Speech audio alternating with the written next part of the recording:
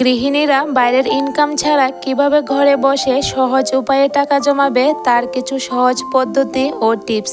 তোমরা অবশ্যই পুরো ব্লগটা দেখো, তাহলে অবশ্যই তোমাদের কাজে আসবে।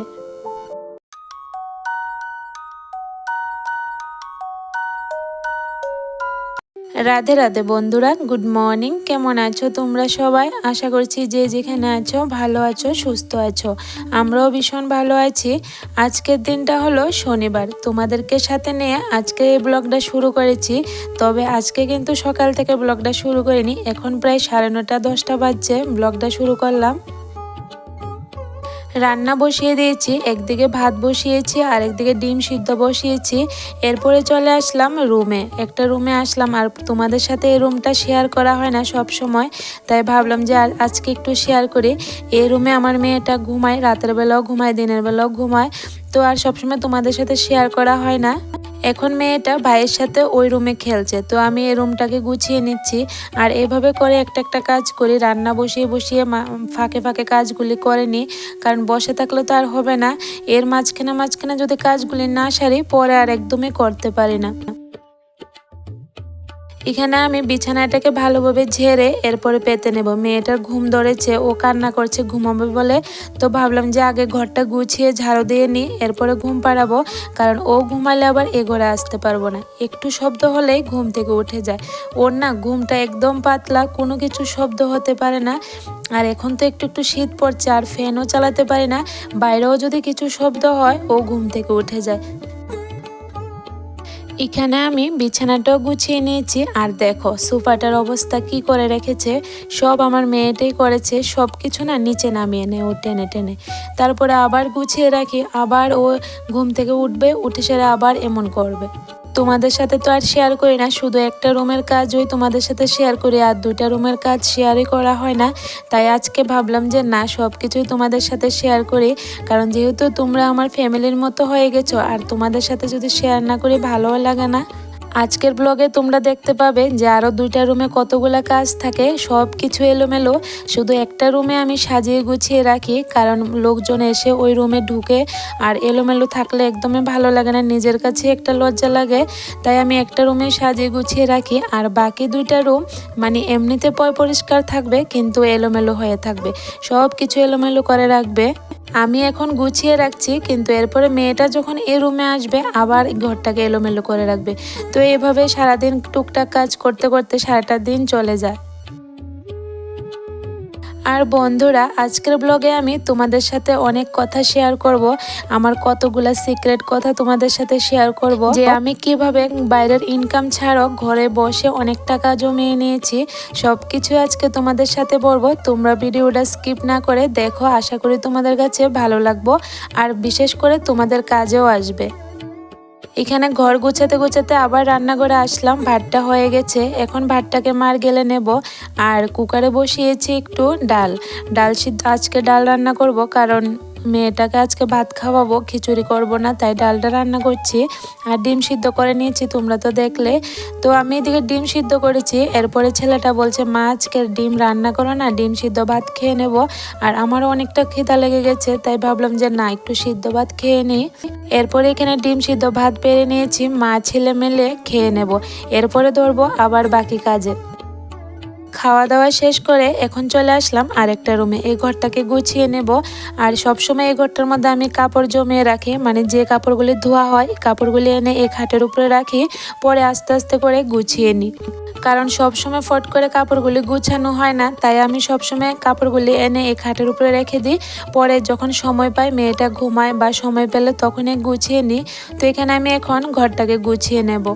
তো চলো বন্ধুরা, আমি এদিকে কিছু কাজ করে নিই, ততক্ষণ অবধি তোমাদের সাথে আমার কিছু সিক্রেট কথা শেয়ার করি। তো বন্ধুরা, আমি এই কথা কেন বললাম যে গৃহিণীরা বাইরের ইনকাম ছাড়াও কিভাবে ঘরে বসে সহজ উপায়ে টাকা জমানো যায়, তার কিছু সহজ টিপস বা আইডিয়া। হ্যাঁ গো বন্ধুরা, আমি কিন্তু এভাবেই টাকা জমাই। তো আমি কিভাবে টাকা জমাই এটাই আজকে তোমাদের সাথে শেয়ার করব। আমার হাজব্যান্ড কিন্তু বাড়িতে থাকে না, সপ্তাহে একবার আসে, যেমন শনিবারে আসে, রবিবার থাকে, আবার সোমবারে চলে যায়, বা অনেক সময় রবিবারে আসে সোমবারে চলে যায়।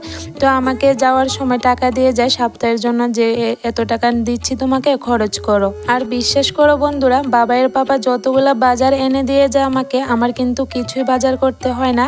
এই টুকটাক মাঝে মধ্যে একটু লাগে, কিন্তু যতটুকুই আনি না কেন, কিন্তু বাবাইয়ের পাপাকে বলবার সময় তার ডাবলটা বলি। আর ও তো একদমই হিসেব নেয় না, ও বলে ঠিক আছে এনে খাও। যেমন ধরো আমি ডিম আনছি, ডিম যদি আমি এক আলি ডিম আনি, বাবাইয়ের পাপাকে বলি যে আমি 10টা ডিম এনেছি।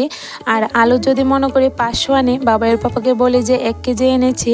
এমন করে আরো অনেক কিছু জিনিসপত্র, যেমন মুড়ি আমি 500 আনি, আর বাবাইয়ের পাপাকে সবসময় বলি যে আমি 1 কেজি মুড়ি এনেছি।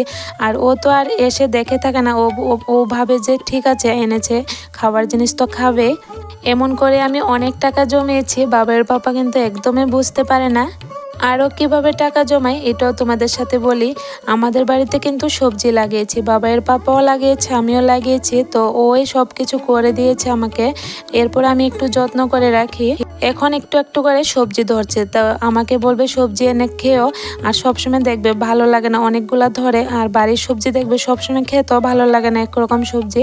আর আমাদের বাড়ির সামনে দোকান ছিল কয়েকটা, আর আমি কি করি, ওই সবজি পেড়ে নিয়ে দোকানের সামনে দিয়ে দিই। ওই দোকানে দিয়ে এসে বলি সবজিটা বেচে দেওয়ার জন্য। আর এটা কিন্তু বাবার পাপা একদমই জানে না। আর সবজি বেচার যে টাকাটা, এটা আমি রেখে দিই। আর বাবাইয়ের পাপা তো মনে করে যে আমরা খেয়েছি, কিন্তু সবসময় তো খেতে ভালো লাগে না, এতগুলো সবজি খাওয়া যায় না। তো আমি দোকানে দিয়ে দিই মাঝে মধ্যে, ও একদমই বুঝতে পারে না। আর যে বেচা হয় টাকাগুলা আমিই রেখে দিই। 2টা কারণ তো তোমাদের সাথে বললাম, এখন 3 নম্বর কারণটা বলি কিভাবে জমাই। আমার ছেলে কিন্তু টিউশনে যায়, তারপরে ওর গাড়ি ভাড়াটা লাগে, কারণ আমি মেয়েকে নিয়ে সবসময় স্কুটি দিয়ে আসতে পারি না, তো গাড়ি ভাড়া দিয়ে যায়। কিন্তু এরপরও আমি মাঝে মধ্যে দিয়ে আসি, ও একদমই বুঝতে পারে না। যখন মেয়েটা ঘুমায় আমি ওকে স্কুটি দিয়ে আসি, আর গাড়ি ভাড়াটা আমার কাছে রেখে দিই।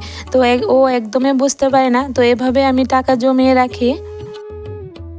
আরও অনেক কিছু করে নিজের হাজব্যান্ড থেকে টাকা রাখি, তোমাদেরকে আজকে বলতে বলতে শেষ হবে না, তবু কয়েকটা যেগুলো মেন এগুলো বললাম তোমাদের সাথে। আর হ্যাঁ, আমার হাজব্যান্ড যে আমাকে টাকা দেয় না তা কিন্তু একদমই না, ওর কাছে আমি যখনই খুঁজি আমাকে টাকা দিবে। কিন্তু এরপরও দেখবে এভাবে সরিয়ে রাখতে টাকাগুলা অনেক মজা লাগে। ও তো ভাবে সব টাকা সংসারে খরচ করেছি, কিন্তু সংসারের খরচ থেকে আমি কিছু টাকা রেখে দিই নিজের কাছে। ও একদমই বুঝতে পারে না।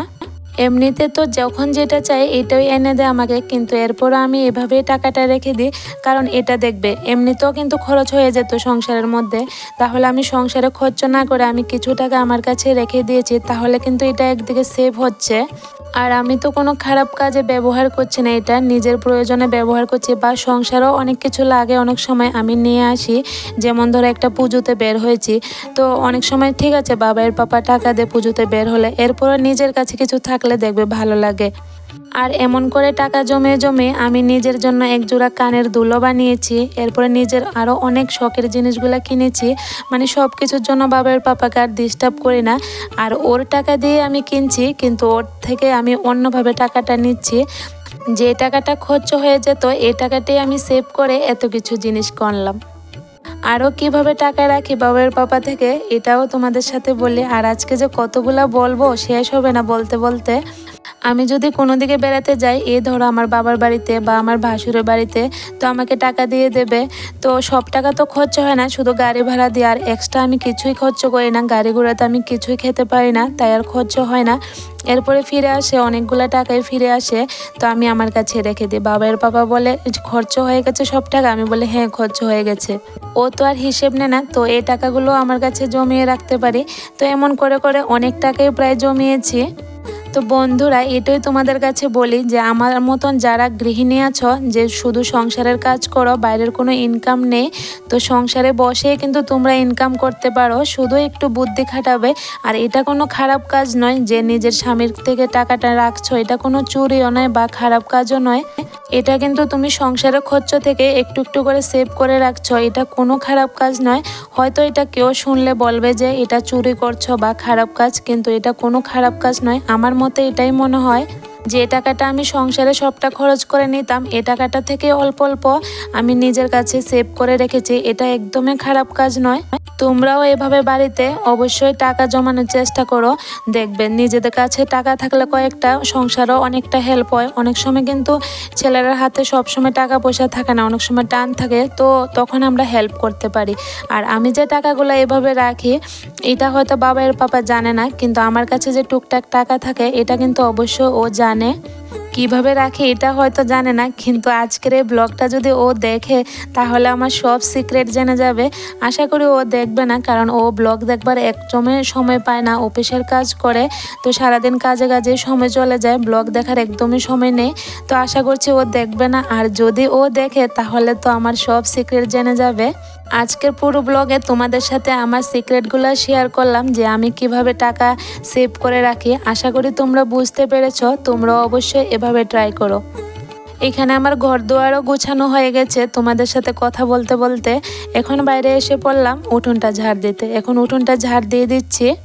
আর একটু আগে যে তোমরা দেখেছো আমি শস্যগুলা রোদে দিয়েছি, এই শস্যের বালিশটা কিন্তু বন্ধুরা অনেক আগের, আজকে প্রায় 12 বছর হয়ে গেছে। আমার ছেলের বয়স যত, শস্যের বালিশটার বয়সও এত। তো আজকে ভাবলাম যে শস্যের বালিশটা ছিঁড়ে দেখি যে শস্যগুলো ভালো আছে কি না। আর এ শস্যের বালিশটার মধ্যে মেয়েটাও ঘুমিয়েছিল, তো ও বেশি ঘুমায় না, মেয়েটা ঘুমাতে ভালোবাসে না, তাই আর ঘুম পাড়ায় না, ও এমনি তুলার বালিশে ঘুমায়। তো এখন শস্যগুলিকে খুলে আমি রোদে দিয়ে দিয়েছি।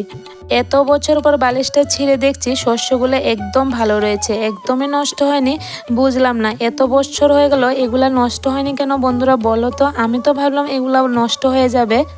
আর হ্যাঁ, এই শস্যগুলো কিন্তু আমরা খাবো না, তোমরা এটা একদমই ভেবো না যে আমরা এই শস্যগুলো খাবো। এগুলো আমি জাস্ট খুলে দেখলাম যে এগুলো ভালো কিনা খারাপ, আর রেখে দিলাম এখন তুলে, বাবার পাপা আসলে দেখাবো। বাবার পাপা বলেছে এই শস্যগুলো নাকি খারাপ হয়ে যাবে, আর আমি বললাম যে দেখো খারাপ হবে না, কারণ আমি কয়দিন আগেই রোদে দিয়েছিলাম, বালিশ তো আমি কয়দিন পর পরে রোদে দিয়ে রাখি, তো আমি বললাম যে খারাপ হবে না দেখো।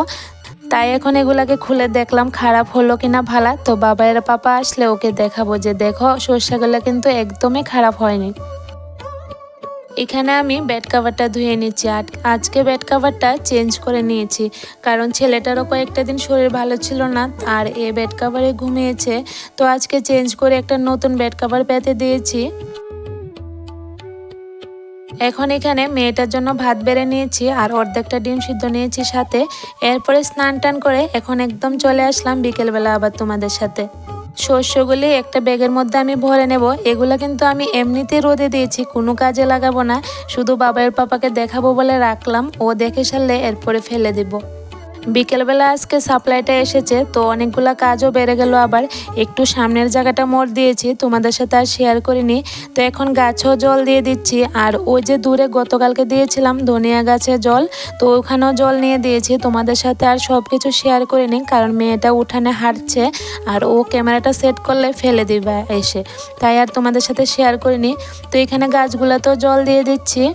গাছগুলিকে যত্ন করলে আমি নিজেও সবজি খেতে পারবো, আর কিছু সবজি বেচে নিজেও কিছু টাকা জমাতে পারবো। বন্ধুরা, আমার ব্লগগুলো তোমাদের কাছে কেমন লাগে অবশ্যই জানিও, যদি একটু হলেও ভালো লাগে তাহলে একটা লাইক কমেন্ট শেয়ার করে দিও। আর আমার চ্যানেলটাতে যদি নতুন বন্ধু হয়ে থাকো তাহলে প্লিজ অবশ্যই চ্যানেলটাকে সাবস্ক্রাইব করে আমার পাশে থেকো, কারণ তোমাদের সাপোর্ট আর ভালোবাসায় আমি এগোতে পারবো। সন্ধেবেলার টিফিনটা বেড়ে নিচ্ছি, তো চলো বন্ধুরা আজকের ব্লগটা আমি এখানে শেষ করি।